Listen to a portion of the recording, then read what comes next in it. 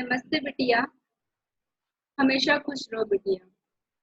Myself JVN Dr. Ritu Sharma, Assistant Professor, Department of Gynae, Faculty of Homeopathic Science, Jyoti Vidyapeeth, Women's University.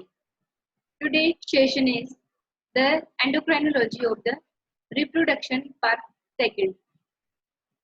Now start.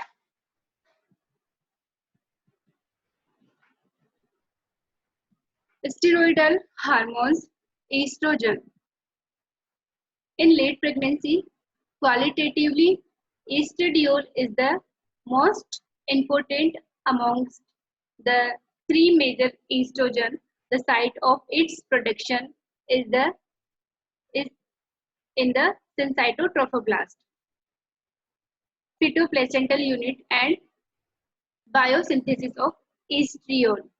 The placenta is an incomplete endocrine organ as it has no capability of independent steroidogenesis like that of ovary. For steroidogenesis, it depends much on the precursor derived mainly from the fetal and partially from the maternal sources. Fetal adrenal gland and the placenta contain the complementary enzyme system.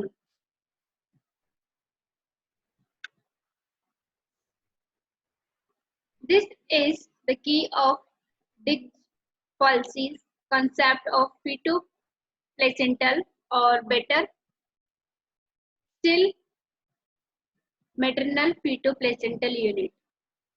The biosynthesis pathway in the final formation of estriol is shown diagrammatically in the scheme. The estriol is first detectable at 9th week 0.05 ng per ml and increase gradually to about 30 ng per ml at term.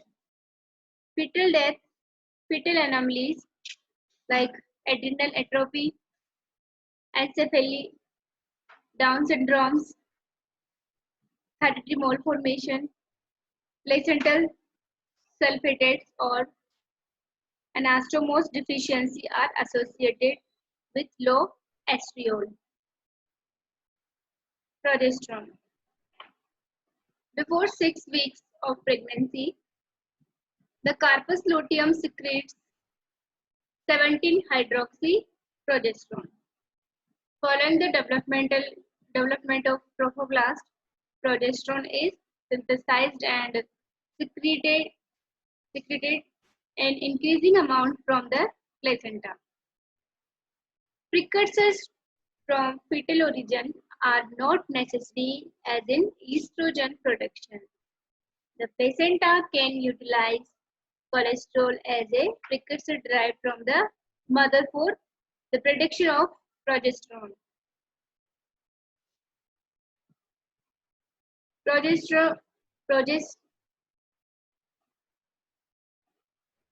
Progestenolone is converted to progesterone in the endoplasmic reticulum by 3-beta-hydroxysteroid dehydrogenase. The daily production rate of progesterone in late normal pregnancy is about 250 mg. The low progesterone observed in ectopic pregnancy and in abortion. High value are observed in hereditary mole formation and HR isoimmunization. After delivery, the plasma progesterone decreases rapidly and is not detectable after 24 hours. Functions of the steroid hormone, estrogen and progesterone. It is indeed difficult to single out the function of one from the other. Together, they play an important role in maintenance of pregnancy. Estrogen causes hypertrophy and hyperplasia of the uterine myometrium and thereby increasing the accommodation capacity, and blood flow of the uterus. Progesterone is conjugation of the estrogen stimulates growth of the uterus, causes decidual changes of the endometrium required for implantation, and it inhibits myometrial contraction, development and hypertrophy of the breast during pregnancy are achieved by a number of hormones. Hypertrophy and proliferation of ducts are due to estrogen, while those of lobulo-alveolar system are due to combined action of estrogen and progesterone. Both both the steroids are required for adaptation of the maternal organs to the constantly increasing demands of the growing fetus. Progesterone maintains uterine quiescency by stabilizing lysosomal membranes and inhibiting prostaglandin synthesis. Progesterone and estrogen are antagonistic in the process of labor. Estrogens synthesize the myometrium to oxytocin and prostaglandins. Estrogen ripen the cervix. Progesterone, along with HCG and decidual cortisol, inhibits T lymphocyte mediate issue rejection and protects the conceptus. Diagnostic value of placental hormone. First, A is diagnosis of pregnancy. Presence of HCG in the plasma can be detected by radio immunoassay and in urine either by biological and immunological tests. Radio immunoassay can detect minute quality of plasma HCG. B. Subunit soon after the implantation of blastocyst, but biological and immunological tests do not become positive at least 44 days after the last menstrual period. B. Follow-up cases, bull head, trophoblastic tumors, radioimmunoassay for the detection of HCG beta subunit in is more sensitive in the follow-up study of hydatidiform and choriocarcinoma. C. Detection of functions of fetoplacental unit. The placental hormones commonly studied for the evaluating placental insufficiency and status of the fetus in utero are HPL and estriol. These biochemical changes have been largely replaced by biophysical profiles. Relaxin. If a peptide hormone structurally related to insulin, the main source of production is the corpus luteum of the ovary, but part of it may be also produced by the placenta and decidua. It has been claimed that relaxin release myometrium, the symphysis and sarcoliac joints during pregnancy, and also help in cervical ripening by its biochemical effect. Changes of endocrine gland during pregnancy.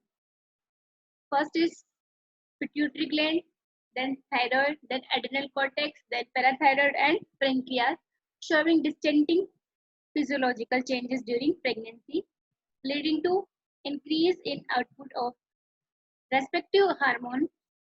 The basic purpose of these change is to adjust the internal environment of the mother to meet the additional requirement imposed by metabolic changes during pregnancy, as well as to meet the extra demand by the growing fetus. The specific anatomical and physiological changes in the individual endocrine glands are described in the next page. The first is pituitary gland morphological changes. Normal pregnancy. During normal pregnancy, the pituitary increase in weight by 30 to 50% and is enlarged to about twice its normal size. This is principally due to hyperplasia of acidophilic prolactin strengthening secreting cell. Sometimes the pituitary enlargement may impinge on the optic chiasma, causing bitemporal hemo,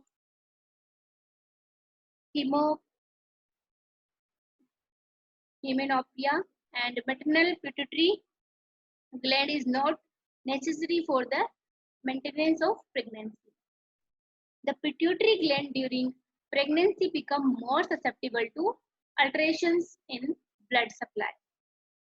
Sudden hypotension following prostaglandin hemorrhage, sudden hypertension following postpartum hemorrhage may cause infarction of the gland.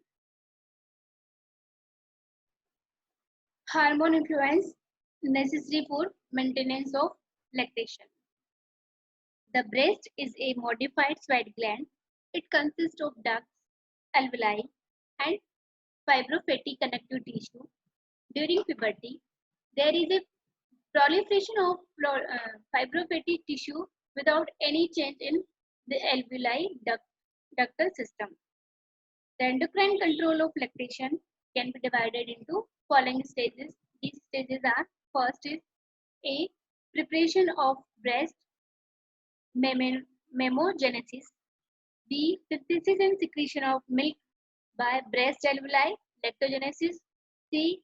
Ejection of milk, galactokinesis, and maintenance of lactation, galactopoiesis. This session is powered by Digital Version 2.0, Jyoti Vidyapeeth Women's University. I hope you are satisfied with my digital session. If you have any query, please mention in comment box. I will resolve it. Thank you.